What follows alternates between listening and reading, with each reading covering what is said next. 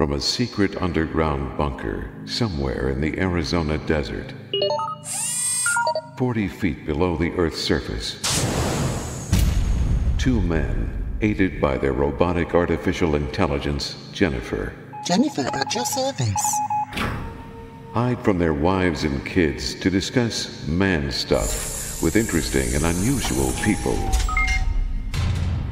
These men are the Bunker Boys. And here we are once again. Show number 22. Is it really? Yeah, show 22. Wow. Live from the bunker. Well, Live from down below. yeah, I'm going to turn the music down just a hair. Yeah, please do it. Wow, I don't Blowing know my why. ears out. Sorry, is it really? No. Oh, okay. I almost felt bad for a second. Well, no, you wouldn't. I would. I don't want to hurt you. I mean, sometimes I do, but No, not, I bet. Yeah, not, with all the not your ears. crap I come up with. No. No, you're all right. Gee, thanks. You're a good friend. You're all right. What was that old joke about the guy that his grandfather worked at a sawmill? He fell into the blade and cut off his left side, and he's all right now. Oh, cheap. That was a bad dad joke. You're all right now. Oh man, so much stuff going on in the world today. But So if the other side was, if the right side was cut off, he'd be all left. that'd be what's left. It was- Just a thought. Oh, gee, people are going, what? Jen, what is happening? Powering up. Thank you. Oh. Well, we're ready to kick this show off into full gear. I'd like to get some more interviews going. I'm going to try and get a hold of a buddy of mine here shortly and see if he can talk about his worldwide trip around the globe. Oh. He actually quit his job and went around the world and really enjoyed what he did. Is he a can tell globe about tracker? it. Well, he was that year. This was years ago. But his parents worried about him. He had a couple close calls. He nearly got arrested once or twice. So he's Wow. an interesting cat. Hey, I was reading some news stories, and I was reading this one about how NASA is studying different things, and a lot of the universities will train their telescopes on the planets to try to determine and find new things. And they've discovered that Uranus is full of methane. Well, what else is new? No. Okay, maybe I'll say it the other way. Uranus, the planet. Oh, the planet. I thought you were talking about me. No. It's full of methane, which is that gas making the planet blue. That's what makes it blue. I'll be darned. Other planets have a high ammonia content, but the clouds in Uranus are full of methane.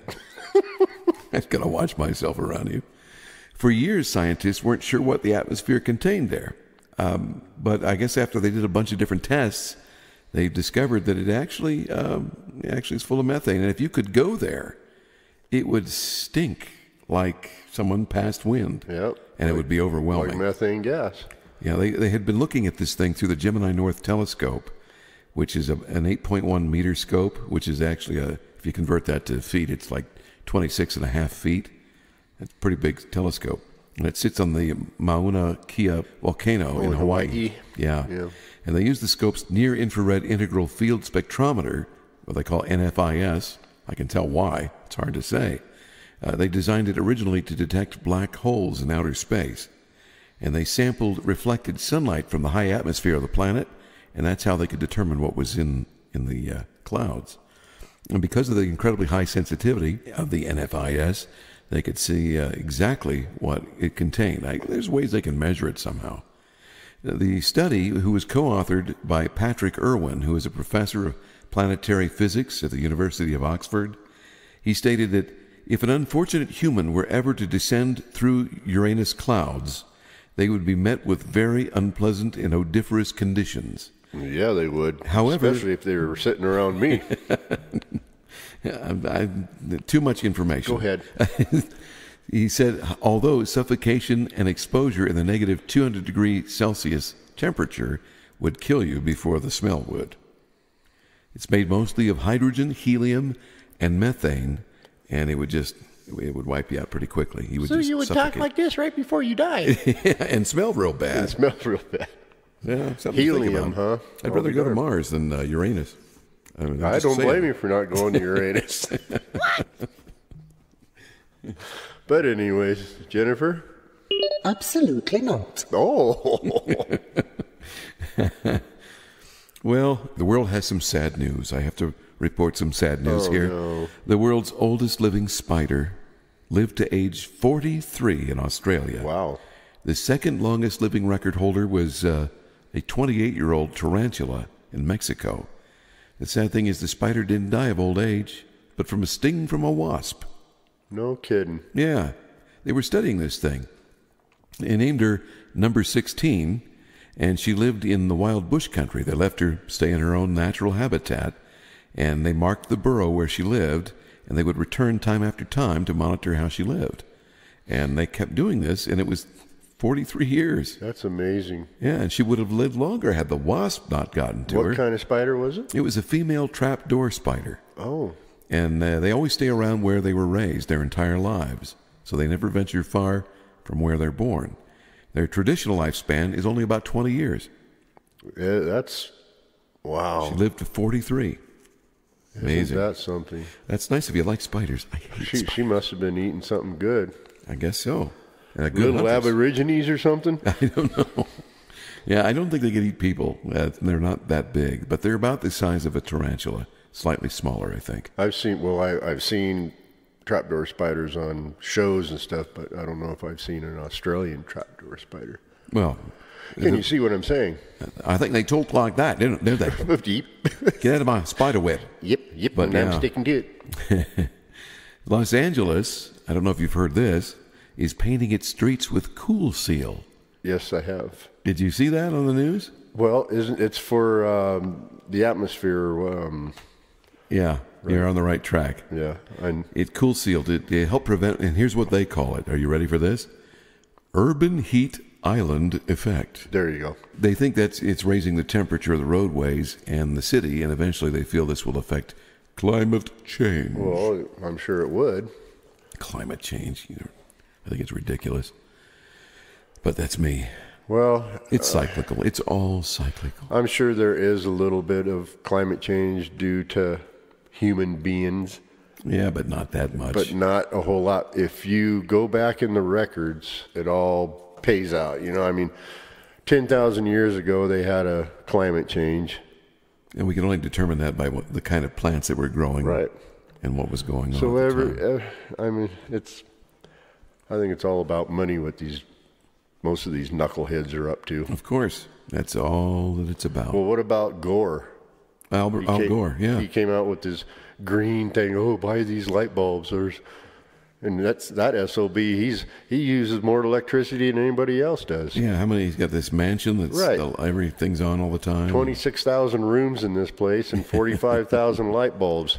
Yeah, it's crazy. And then Yeah, he it's- chastises everybody else about saving your last nickel and don't drive unless you have to. What a joke. It affects the climate, and yet he's out there flying a jet around to appointments that he could take a train or a bus or a car to. There you go. So, See? kiss my hiney. I agree. Yeah, knucklehead.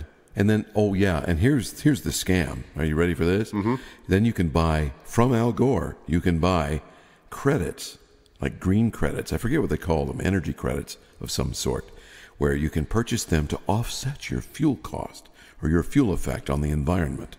What? Yeah, you buy credits so that you feel better about your use of what have you. And these credits go to plant trees and to do things to offset what energy you're using that affects the climate change. No, these credits, the money from the credits goes into his pocket. That's exactly what happens. Never mind. Oh, yeah, okay, don't get me let's change the started on that subject. Okay. crap. I don't blame Bunch you. of knuckleheads. Boy, it's like selling pet rocks, Mm-hmm. They'll just sell Well, you'll anything. have them forever, though, not unless you lose them. But Yeah. they'll never die. They wanted to require everybody to use these credits. Well, I thank thought you you. were going to say use these pet rocks. But, yeah, that too. Well, Okay, anyway, go they're- to the next one. Well, they're saying the island effect is where all the concrete and pavement in the city heats up from the sun's rays, and it raises the city's temperature. Now, that is a true effect. That Right. happens every day. I agree. It's called solar effect. It happens because of the sun. It's called hot asphalt. Yeah, that too. And it raises the city temperature up to 22 degrees in town, I can believe above it. the surrounding temperature. So there is true effect there, but it's not, climate change. Yeah, it can affect the climate a little bit, but not so much that it's going to destroy the world. I mean, the world's a lot tougher place. It's been around long before human beings got here, and it'll be around long after we're gone. Most likely. I'm sure. Well, not unless somebody pushes the button. But Yeah, that too. So the painting of the streets, what they do is they're painting the streets a specific color, and it has a specific reflective coating in the paint. And it makes the roadways 10 to 15 degrees cooler on average. They say it can affect how much air conditioning that people use in their downtown houses. that's what I was just going to ask. Would it affect anything? Would it keep things cooler so they wouldn't have to use so much electricity for their air conditioning? Yeah, now that makes sense. Right. I mean, that's cost savings. I'm okay with that. Nothing wrong with that. Oh, I'm glad you're okay with it. They didn't ask me, though, but I'm offering my opinion, as I'm often want to do.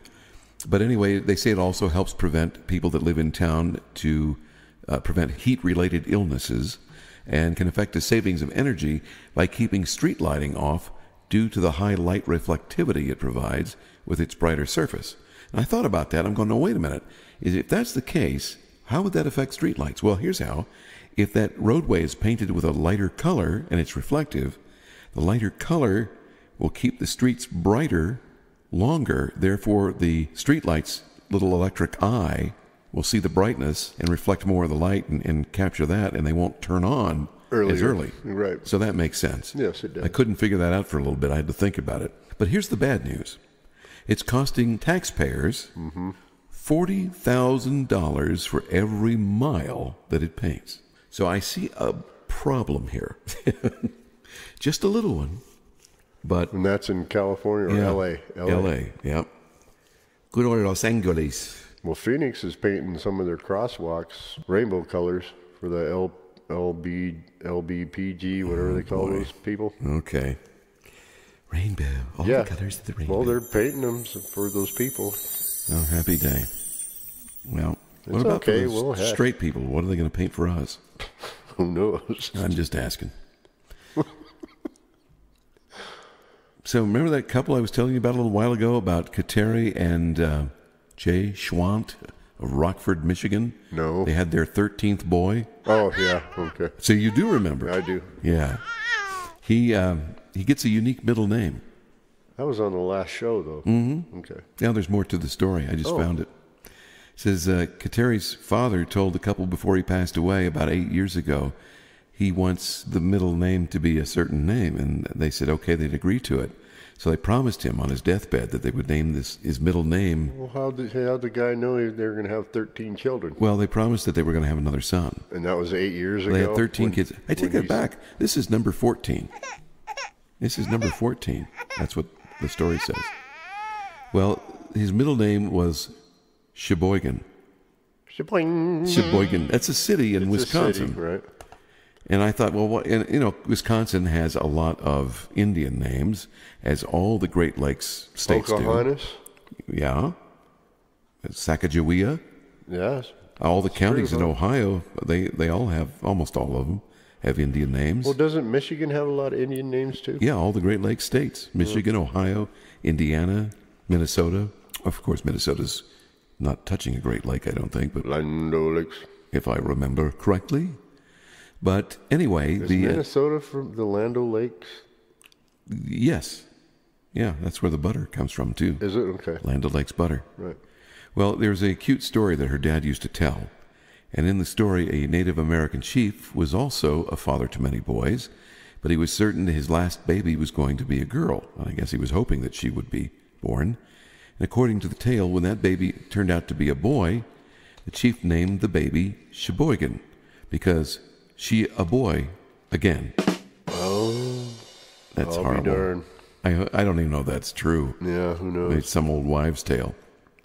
So Sheboygan, she boy again. So now that's his name. Can you imagine growing up with a middle name Sheboygan?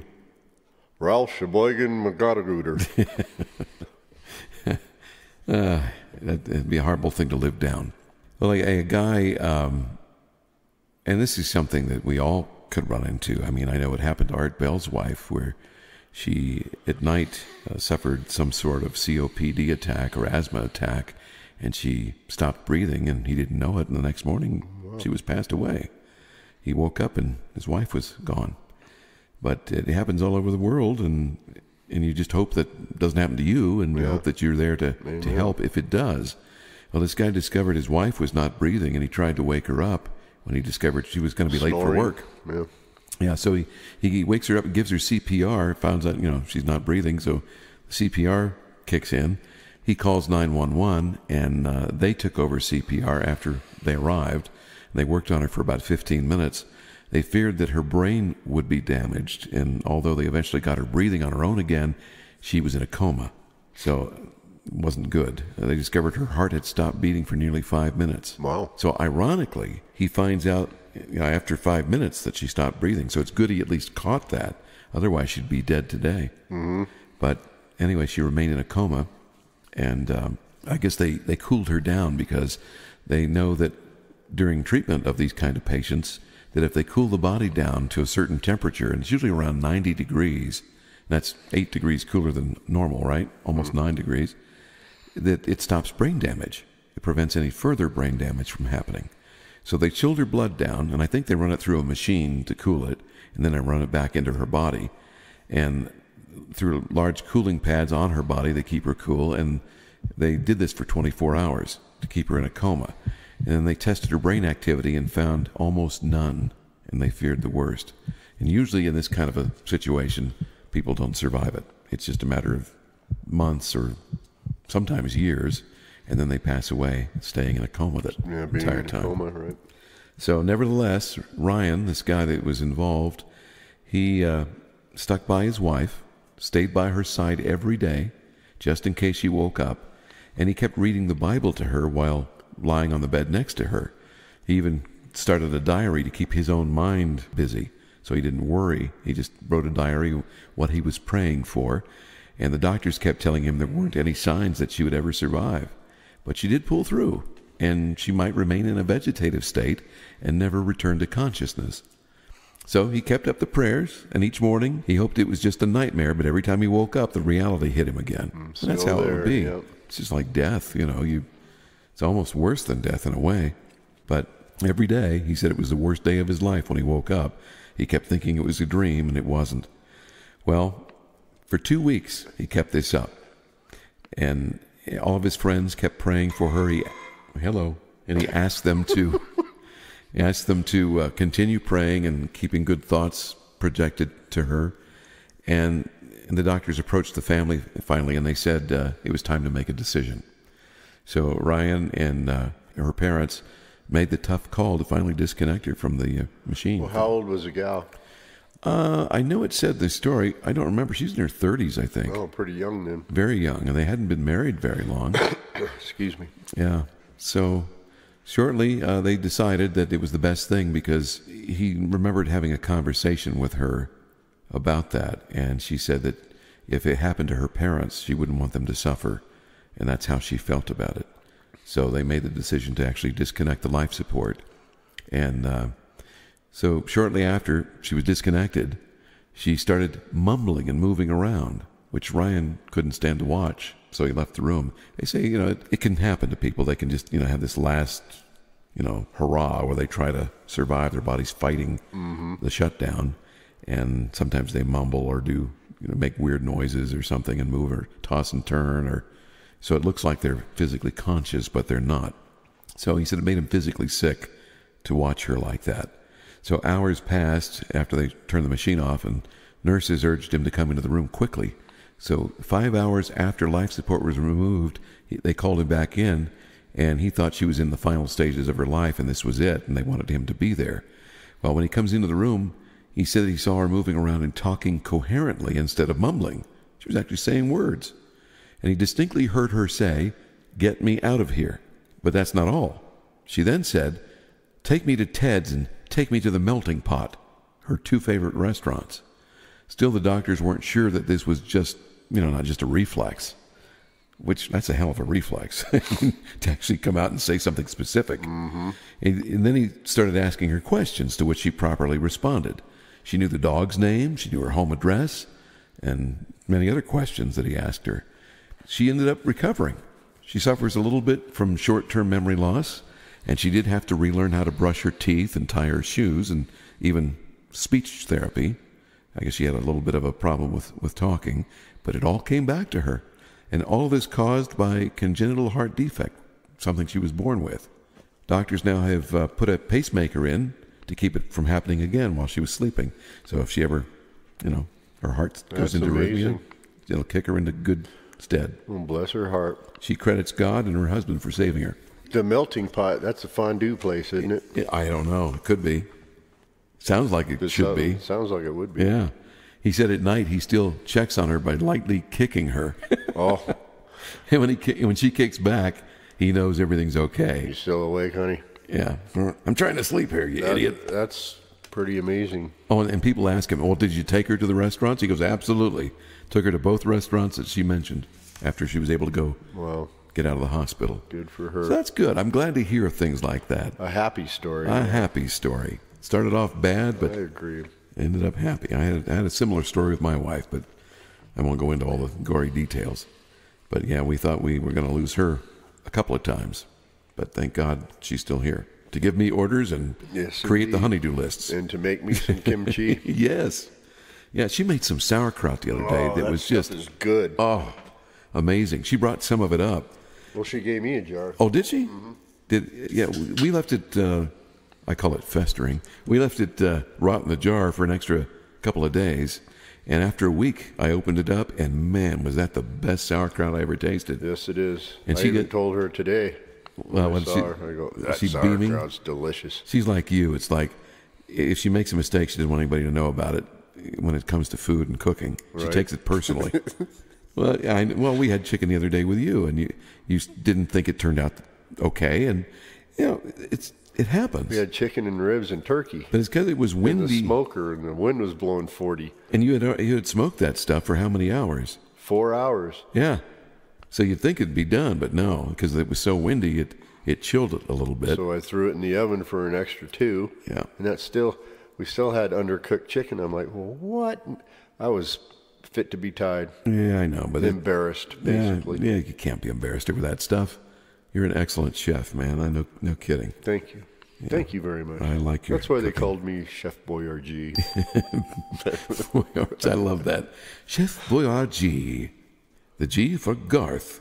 All right, Garth. I was just talking to you about my friend Creighton. Creighton, yeah. And he's due to call us any time now. We're going to talk about his book. His new book. Good. He's written a couple of books, and they're pretty entertaining. They're pretty funny. I'll let him tell us about them because he does it better than I do. All right. But Jen, just let us know when he gets there, okay? Yes. All right. And if it's during the show, just interrupt us, all right? Yes. I knew you'd see it my way. Good old Jennifer. Your guest on line 1. Wow, that didn't take long at all. No, it didn't. She got a hold of him real quick. Okay. Hey, Creighton, how are you? Very good. How you guys doing today? Good. Good. I hear you're working on a book.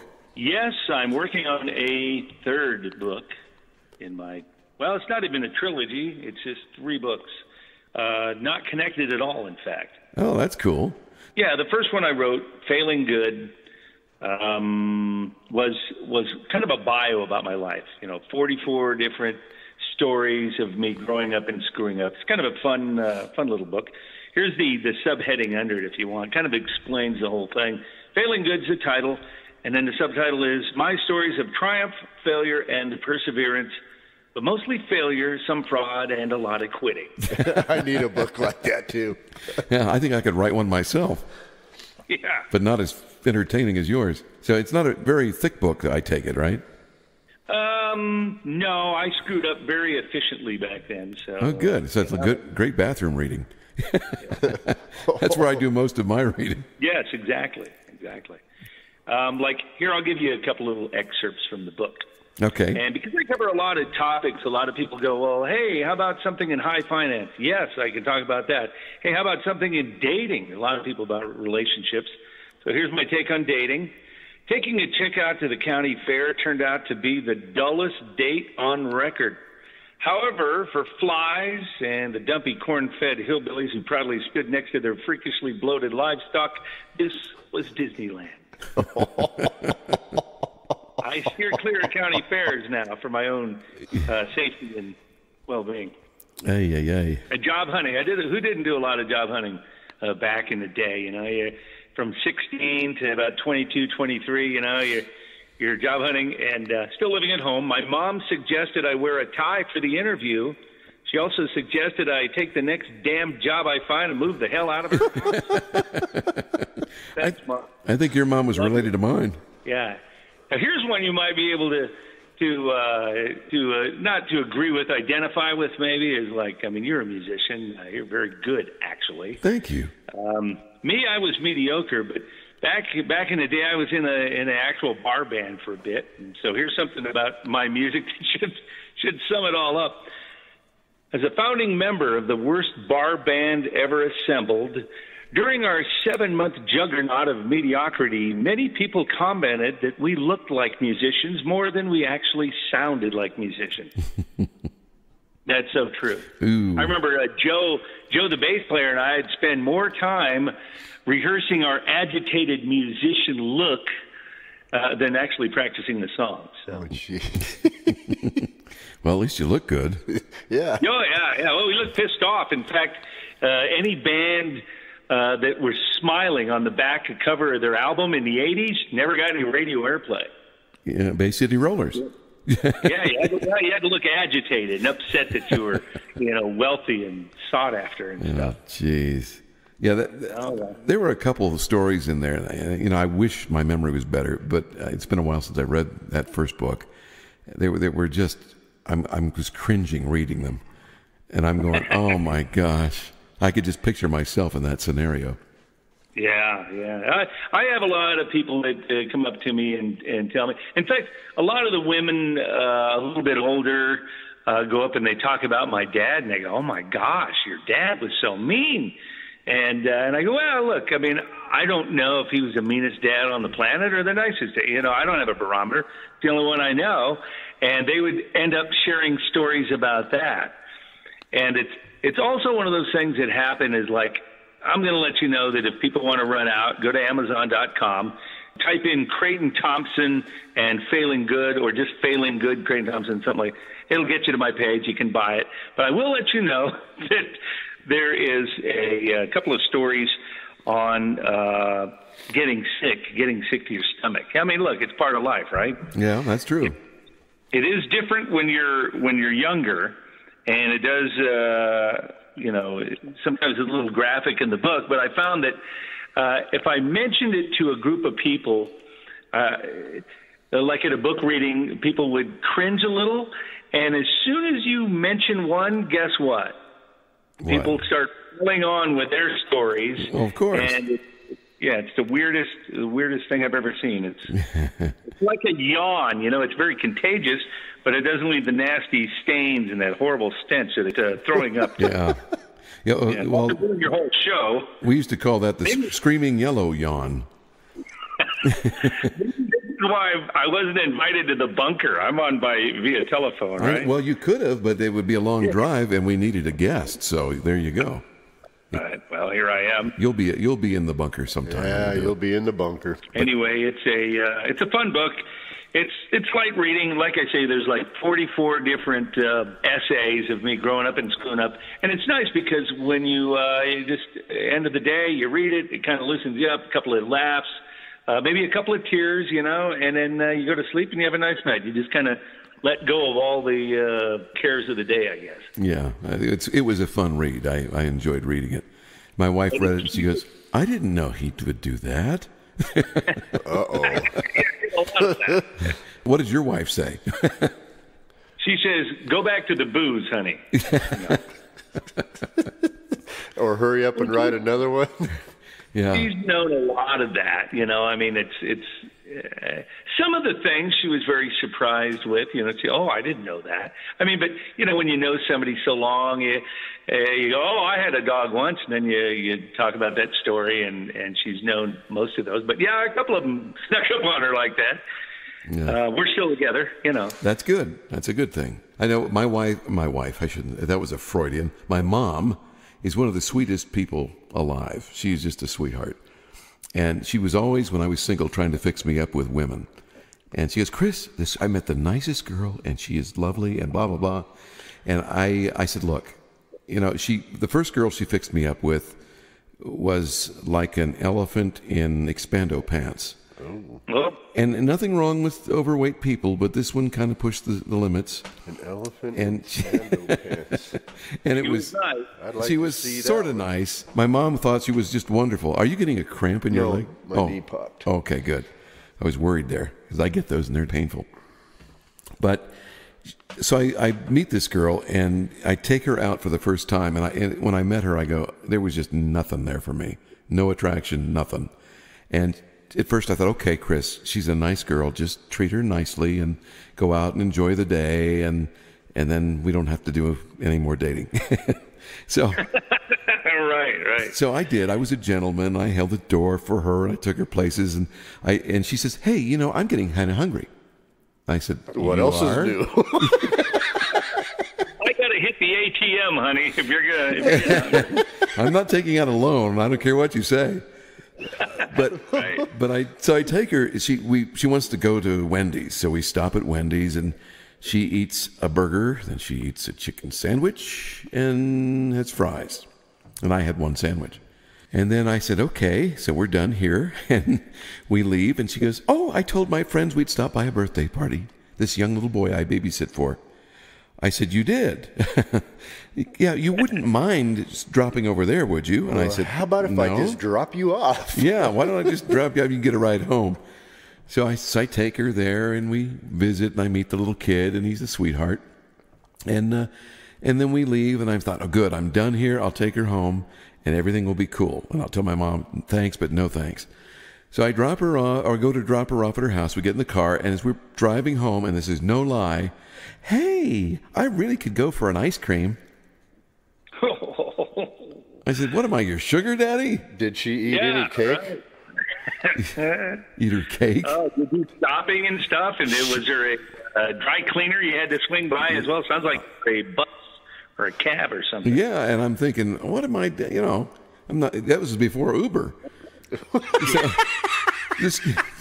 this girl, and Garth says, did she eat cake? And I went, yeah, as a matter of fact, she did. She ate half the cake. She had a couple pieces. The little kid's going, hey, where's my cake? Where's my cake?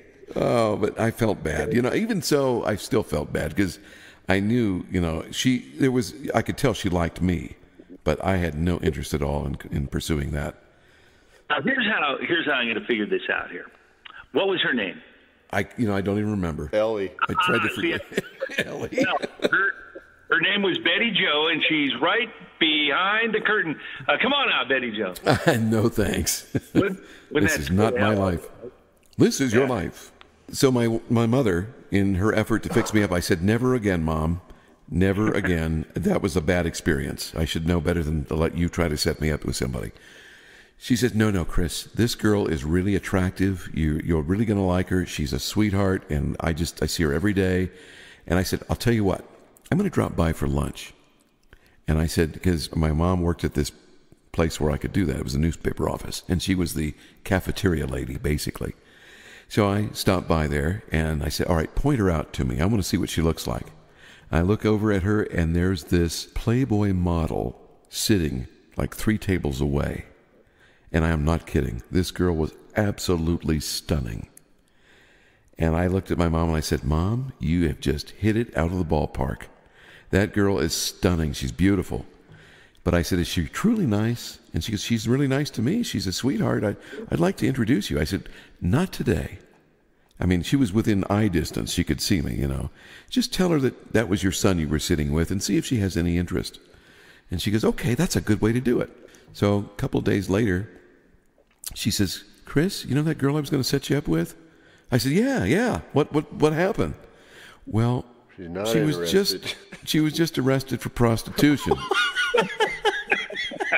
Oh, no. I said, at least somebody liked her, other than me too. You should have said, Mom, can I still go out with her? I said, man, she was beautiful, but Yeah. apparently you had to pay for that. Yeah, apparently. That's my life story. So you've written you're in the process of writing a third book. What was the second book that you did? Second one was, I'm trying to touch all the bases of poor sales. No, I'm trying to touch all the bases, all the genres, or as many as I can. Oh, there you First go. one, autobiographical comedy kind of book. All true, by the way. Nothing in there is fake. It might sound too fantastic, but it's all true, I'm sure. The second one is a sci-fi thriller called Trivium, and it's like in two parts. Some people have told me that when they read it, the first half of the book is like a mystery, and the second half of the book is like a mission. And then I say, oh, that's interesting. Why do you feel that way? The first half of the book is like an awakening, and then the mission continues on the second half. So it's like a post-apocalyptic thriller. Sounds interesting. Yeah. And by the way, where's my horn that I normally blow for myself? Well, there are certain things that have come true in the book. I wrote it in 2012, and at that time, when you read the book, you'll read about the Great Divide of the United States, and I think that we're kind of in a great, maybe political or social or pop cultural divide that's going on right now. I'm not saying it's never existed, but I think it's very magnified now. The other thing I talked about was the dissolution of the European Union. And in my book, I think I have it by 2022 or 23 that Europe breaks apart completely. And also in my book, it was pointed out by somebody, I think my sister, she said, did you know in your book that the leader of the new world, the new America, is a wealthy developer? And I said, oh, yeah, that's right. And it's kind of interesting how that's all kind of Played out. Yeah, that is interesting. I have a couple of people like some of the characters in there that have quotes, and some of these are kind of astounding. Maybe not, I wouldn't say astounding, but some of the quotes that they talk about during this struggle for to separate and to rebuild without interference from the people that tried to keep them down or tried to keep them be the lord over them, lord over the different people. Well, anyway, here we go. Ready? I got a couple of these. Okay. One of the characters in there mentions, in war, there are rules. In survival, there are none. And that's very true in this book. You always have kind of rules. Someday, history will stop repeating itself. That day will be our last. Here's my favorite one. Oh, let's see here. Yes, this is my favorite one. This is by a political prisoner in the book. The daily toil of the overburdened taxpayer is but for one purpose, to secure privileged politicians their lavish life of grand importance. Amen. Yeah, anyway. So it's a fun sci-fi thriller. It's a fiction, It's not a lighthearted musical romp. It's a... Yeah, you'll hide under your desk for several of the pages through this. But it's fun. And Trivium, that's T-R-I, V as in Victor, I-U-M. Trivium. Correct. How did you come up with a name? Well, Trivium is the basic fundamentals of reading and rhetoric. It was actually begun by centuries ago, obviously, by a commander in an army, a great army. And he figured that if he could, and this is a long time ago, if he could write things down, and then propagate his ideas, if he could put his ideas down on something and then send them out to all the masses of people. I mean, it's pretty easy now with the internet or even telephone and things like that. But back then you didn't have any of that stuff. And so what he would do would propagate his war planning all the way out to his thousands and thousands of troops, and they would know exactly what to do. So they moved in unison when he commanded, and that was the art of war back then. And then, of course, as everything comes out of that, it becomes a great way to learn and to build on learning. A lot of people would learn something and they wouldn't build on it. They knew something and that's all they knew. And they said, well, it can't be any better than this. But with the way to write it down and to understand basic rhetoric and then add to that, you certainly could build a language and an idea and a concept of things. Oh, that's interesting. Was that Genghis Khan? Boy, it might have been. I don't know if it was Genghis Khan, but it certainly could have been. In all the research I was doing, they just talked about great war planners, and of course, it's probably around that time as well. So I wouldn't be surprised, when you talk about great prosecutors of war. Exactly. Well, I think it does hit home after reading it myself. I thought, at first I thought, where is this going? I couldn't figure out what was happening, and then it started to make sense the more I got into the book. And I went, I see what's happening here, or at least I thought I did. Yeah, that's right. And then it takes this twist, and I go, I didn't see that coming. Oh, yeah, halfway through the first twist, it definitely makes a difference there, right? So in writing these things, do you write like an idea that you're trying to get to? Like maybe you do, I want to get to this, I want to mention this, and I want this to happen, and then you write between those things and try to get, lead the path from one thing to the next? Like maybe writing... Yeah, it's a different process for each genre, I guess. I mean, I don't know if other people share the same formula, but like in Failing Good, I was having fun. I was writing a bunch of just disconnected essays just to have fun. As you know, I used to write bits for radio a long time ago, and then when that dried up or I moved on to something else, the creativity, when the certain amounts of creative outlet dry up and you're not doing them anymore, you still have all this creativity and fun, stuck in your head.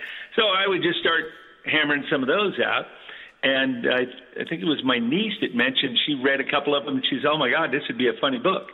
And that's all it took for me. And so I started writing them out. And I actually had, this is hard to believe, but I actually had a real Beverly Hills agent for the first book. And everyone was, I queried a bunch of them online and kept hitting them. I finally got somebody to write me back. And it was the first one and the only one that wrote me back. And I said, what do you want to do? I sent the things out there, and she said, we're going to take you on. And they did, and we got a bunch of stuff up. They were a boutique, kind of a smaller one, agency right in Beverly Hills. I even looked it up. I had to Google Map it, and I go, it's not too bad. Because it wasn't a drop box. I actually saw the building and everything. I mean, they were in a storefront, I think. But they went down. This was in 2008, and the publishing thing was collapsing on smaller ones to where it was just going to be L.A., New York, and London, pretty much your book publishing hubs. And so they went down, but like 2 weeks before they did, they took my book along with a bunch of other ones that they were shopping to New York, to one of the big book buying shows or booksellers or whatever. And, with the big pressers, Simon and Schuster and those, and showed my book around and got some positive buzz on it. And then, but they never sold it to a publisher. So here I am in my basement. Oh, that sucks. Well, at least you're not in your mom's basement. That's the good thing. No kidding. You're in your own. This one will take about 10 seconds to tell you about. Okay. I'm writing with my daughter's my editor on this one completely because she actually knows how to write. And she has helped me on all of these books, doing the writing. But this one's a little different. I'm steering the ship, but she's like the diesel oil. Oh, my God. Isn't that a beautiful analogy? Yeah. Hi, honey, you're a big tank of diesel oil.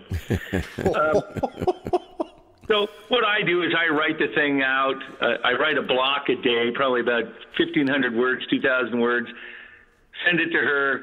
She goes through, cleans it all up, makes it readable, refocuses some of the things, and then sends it back. And then I do another run through of it, and then I put it, I connect it to the last one. So, and it's fun. This one is called 1,000 Times No. And sounds like an old joke. Sounds like my life. Oh yeah. The blurb on this is it's a love triangle between a man, a woman, and the spotlight. So somebody's in showbiz. Yeah. Interesting. But it's a fun one. Of course, it's a different genre. It's a fiction, obviously, but it's a dramatic romance, dramedy, whatever you want to call it. It's not really a funny book, although it's about comedians. So, do you know many comedians or interview any? I knew a couple, not big comedians. No, not really. I mean, I knew a bunch around town years ago. Your local comedian, they'd open up for, whoever was over at, the Comedy Store, or not the Comedy Store, what was it, in Tempe, Punchline, I think? Uh-huh. Tempe Improv, I'm sorry. At places like that, I knew a couple of those guys. But no, not really. My brother's good friends with Al Madrigal. He was a guy, stand-up comic. He still is. And I think he was a contributor to The Daily Show for years, too. So. Oh, wow. Yeah. So I get a lot of stuff from my brother. They're, still real good friends and stuff. They both live over near the Bay Area and stuff. Well, that's good. You got good reference material from which to draw. Yeah. When you read the book, I don't know how to explain it yet. I'm still just in a writing process. We're we're not only, but we're at about 80,000 words right now. It should be done in another 3 months, I think. It's interesting you've already got the title for it and you haven't written it yet. Is that how you typically write? Good question. Yeah, it's a premise that popped out at me, and I thought, what a nice title for a book. Now I just need to write a book around. No, it was actually a premise, and I started writing around the premise, and we've, you can ask my daughter and my wife how many different titles I've given this thing, and they go, no, 1,000 times no, we like that. And I go, how about this? And they, no, 1,000. So we kept it to that. Okay. And I'm not sure if that even, they do the title drop. You'll see some movies where they do the title drop in it, and sometimes the music focuses in on it, and they go, whatever the movie is, and then they just drop the title, and it just sounds kind of cheesy. But I don't even think anybody mentions it in the book 1,000 times no. Huh. But it is what it is. The reason I asked that question is because I was toying with the idea of writing some music with lyrics, and I've never. Please don't. Thanks. Now you and my son feel the same way. But I was toying with it, and I noticed that a lot of writers will write the title first. They'll come up with one concept, they'll write the title, and then they'll make whatever they write fit the scenario. You always hear these things where John Waite wrote "Missing You" on a bar napkin in 10 minutes, or right, or all these amazing things. And of course, yeah, since it's a premise, though, if it was just a title, or if I heard it somewhere or saw it, it probably wouldn't spur me to write something about it. But I was thinking about something. Yeah, you might be watching TV and you go, "Oh, this would be funny if this happened." And then you have this premise, and then it has a title on it. And of course, if it's attractive to you or intriguing to you, then you certainly want to build around it. And then next thing you know, you got plenty of walls and a roof. Yeah, I hear you. That leads me to the next question, and then I'll let you get back to your writing because I know you're busy. But today you mentioned that publishing houses are closing, and you're going down to just 3 main hubs. And is that because of all the self-publishing that's going on right now? Well, it's a couple of different things. One of them, it probably is the self-publishing, but this is the chicken-egg thing. Did people that got turned down for books finally see an Amazon.com or a Smashwords or 3 or 4 of the other smaller places you can post your book? And then the on-demand printing, certainly, especially from some of the bigger houses, obviously Amazon, to where you could actually get it in a book form rather than just a download, started the avalanche of that. And I think the other stuff was economics too. You know, it's like it's very expensive to print, but even more so to market a book. And so what they would do when they brought in, I mean, the economy wasn't in great shape in the last 10, 12 years. So as that shrank, I think what they did is and I know this for certain, that a lot of the big publishing houses, even the ones that have since closed, only did infamous titles or people that were on the radar screen, whether they just blipped up on the radar screen or they were infamous from a political scandal, or she was the woman in the affair and she gets a book deal because they have a built-in presence, they have a built-in audience already. One would look at that and say, well, you know what, we can get this one. We already have, this woman has 2,000 Twitter followers. We can at least get, leverage those. That stuff, yeah. Yeah, so like a title like, "She was only a stableman's daughter, but all the horsemen knew her." All the horsemen knew her. Knew her. No. But, anything that causes controversy or piques somebody's interest, I think. Yeah, and if they've got something big, then that makes it easy to sell the book. Right. Well, you've written songs, right? I mean, you've written a lot of songs. Do you start with the title, or do you start with the guitar? Do you start with the melody? Do you start with the rhythm? How do you start? Well, it varies. It varies depending on my scenario. If I hear an interesting riff on the guitar, then I continue with the guitar, and then I can fill in around it. If it's piano and I just happen to hear a chord progression I play and I like, then I'll start with the piano and then fill in with the guitar and other instruments. So, what about that book you were going to write, Garth? Something about pulling things out of your dog? No.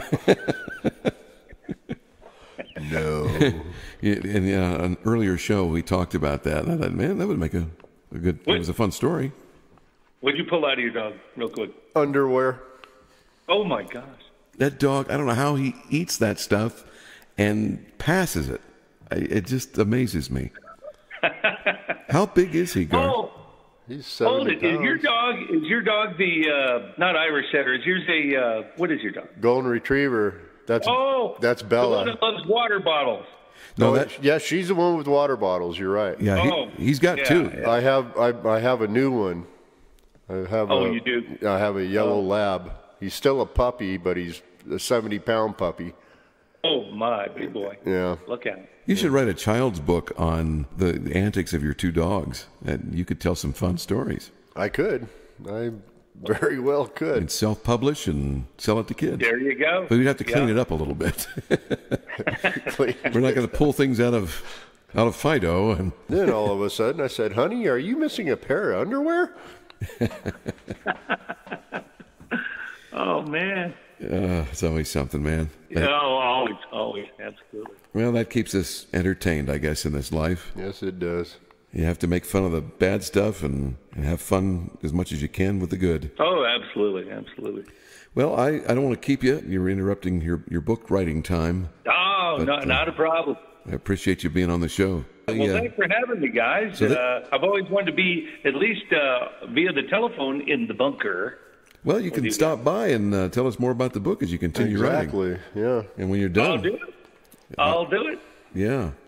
I was going to call you, and I thought, well, that's too late. You know what he was going to call you? Same thing I call you. Late to dinner and other things. A very good friend. I've known Creighton a long time, and I was just trying to remember how long ago it's been since we met. It's probably when I remember. I remember the great afternoon you started. You said, "Come on over to my apartment," and I said, "Okay." I got a 9-month-old kid or a 1-year-old kid, and yeah, go ahead and bring her. So I brought my daughter over in a the little kid carrying case. I don't know what the hell it is. It was like luggage. We go over there and I set her down and in a very cluttered apartment. And I said, well, what are a couple of guys going to do? I have my young child here, and he says, let's watch Reservoir Dogs. Yes. I go, remember that. You're like the babysitter. Hell, you're almost Godfather status there. Hey, I gotta tell you though. That bloody, violent movie, and my daughter's sitting there watching it too. No, I think she slept through it. To be honest. Yeah, she might have. Yeah. But you know, to be fair, I mean, I moved out here with nothing, and I was lucky I was able to rent an apartment at that time. And my roommate was sharing half the expense, and we were both in broadcasting. So what does that tell you? Two poor radio announcers. But we survived somehow, and he had an extensive movie collection. This is back when they were still making laser discs. It was 33 LP size. That's right. It was on a laser. Yeah, and we had a whole collection, and that kept me entertained in the lean years there. So, yeah. Well, look, I appreciate it. I'd never seen Reservoir Dogs. Excellent movie. Yeah, you know, Inglourious Bastards had that same effect on me, the good drama between two people sitting next to each other, almost saying nothing, and you just feel the tension. It was a very good movie. Very good movie. Yeah. Well, good luck with your books, and where can people find you again online? You can find me easily unless you're a law enforcement officer or something from the court. No, I just go to Amazon.com and just type in. You don't even need to type in the book or anything like that. Just type into their general thing. Creighton Thompson, Failing Good, or Creighton Thompson, Trivium. And soon 1,000 Times No will be up there, probably in about 3 or 4 months. Sweet. Thanks for having me on. Yeah. And Garth, nice talking to you. Always good to. You too, Creighton. Hopefully you come into the bunker and we could talk a lot more and have a lot more fun. We can tell radio stories. And we could tell radio stories. Oh yeah, he's got a bunch of. Oh my God! Yeah, don't get me going on radio stories. See, there's another book. We might have to be able to do that. Easily another book. Yeah. Sounds like it would be a movie though. Radio stories. As I mentioned, everybody, some of the people mentioned in my book, Failing Good, you know, me growing up and screwing up. I always say, look, here's my name and address on how your attorneys can get a hold of me. Uh-oh. Oh, it's not that bad. But a couple of them were kind of interesting. Oh, yeah. No, I did. Actually, people go, hey, is that, gosh, I mean, this guy named Rick and Joe and Mary and all the names. Every name in there is exactly the right name. Every name is correct. Every name in there is that, except I switched them. I spun them all around, you know. Vicky is not Vicky. She might be Karen. And Don is Rick. And, you know. Oh, that's funny. So, yeah. So I actually used everybody's name, and that's what I told them, the people that would inquire. But like spun on the Facebook. characters around. Yeah. But, yeah, I slid them around. And I did get confused a couple of times when I was working because I flipped a couple in this relationship thing. It was like a love triangle thing I'm writing that I wrote in the book. And I think it's called Handy Candy. And I remember that it wasn't Candy, it was somebody else. And Candy was like the opposite, but it's just the way I spun all the names around. It was very confusing for me, but I managed to get through it. Should not confuse yourself when you're writing. Number one rule. Yeah. I know I do stuff like that. Right. Well, all right, gentlemen. Thanks for having me on today. Appreciate it, Chris. My pleasure, and I'll be in touch soon. All right, take care. See you. Take care, Creighton. Bye-bye. Bye, Garth. Bye-bye. That was too cool. I like Creighton. Yeah. He's a very nice guy. He is. He's fun, and we worked in radio together for a while. He would be down the hall from me, and I was in the other studio. I was on a network, and he was on a local station. And during our breaks, we'd run into each other's studios and talk for a few minutes. Uncross your arms. Why? Because. It feels better because my fingers are They're stiff. numb. I thought you were upset with me or something. No, you know, I had a boss say that to me You look like once. you're mad. No, it's how I relax my arms. Don't be mad. You know, these body language experts drive me crazy. I know, don't they? I don't fit the profile. Sorry. I do stuff that makes people nervous. Okay. Famous quotes from the great men and women of history who have yet to be born. The daily toil of the overburdened taxpayer is but for one purpose: to secure privileged politicians their lavish life of grand importance. Whether in war, whether in peace, we shall hold our guns tightly. Trivium, the tightly woven sci-fi thriller from Creighton Thompson in Kindle or paperback. Get it now. Get it now. Amazon.com. So Uncle Garth always has a bit of wisdom to share with us, and I want to hear pearls of wisdom. What do you got? Okay, this is what I have. I'm afraid. No, it's a good one. Did you know the color orange was named after the fruit and not the other way around? Wow. So who thought of the name orange? And what does it mean, and where does it come from? Well, orange comes from a tree. But There's another pearl of wisdom, ladies and gentlemen. There you go, another pearl. Woohoo! No, that's That's It's wacky. the other way around. What? Where would you come up with the word orange? Orange. Who knows? And it doesn't rhyme with anything. Right. So that's another course. strange but true fact. Well, that sounds like another thing for the thinking cap. Okay, here we go. Good night, folks. I'm going to do some research on that and see if I can find out more about that. I don't blame you. That's orange. Weird word. Yes, it is. Well, I enjoyed it here with you, Garth. I think it was a fun little interview. We had a ball. Yeah, and we'll do some more. And, these are some of my cohorts that I used to run around with years ago. And we're going to get into some of Garth's maybe. Maybe we can talk to your cactus buddy out there in California. Oh, yeah, that's right. Or some of your sea captains or something. That'd be kind of I'll see you, Captain, all right. Captain Morgan. Hey, bingo, there you go. I like that. Yeah. Well, I hope you enjoyed the show. We've got more interviews lined up. I really need to get some more folks on because it's fun to talk to them. And people are doing all sorts of interesting things in this life. Yeah, they are. And we try to maintain our interesting, but sometimes it's a bit of a push. But again, thanks for listening. You are listening to The Bunker Boys. I'm Chris. I'm Garth. And we are out of here. We're gone.